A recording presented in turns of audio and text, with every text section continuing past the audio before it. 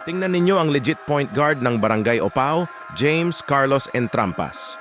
Isa sa mga nag-alsa at tumulong para makuha ang panalo ng kanilang team dito sa Mandaue Sports Complex. Championship game ng First Mandaue Unity Cup 2026 kontra Barangay Tipolo sa Junior Division.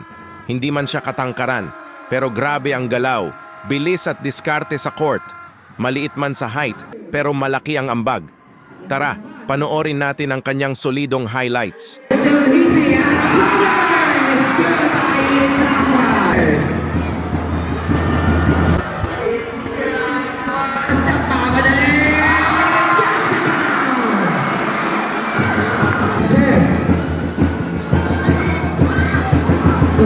Inside, back on the canvas.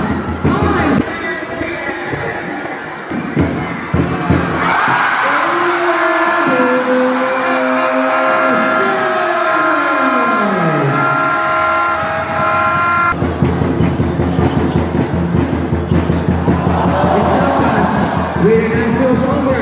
King Pasto.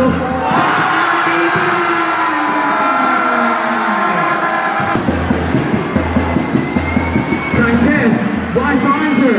Thank you. Kay Madayan. A tie-ball game, 41 all. Tipolo on the attack. Wala na at tayo ng Philippine ball. Wala, battle for the ball. Nakuha sa Barangay Opao.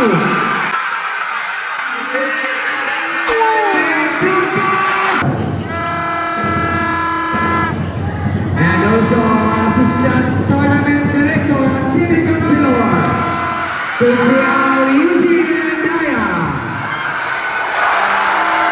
2 points.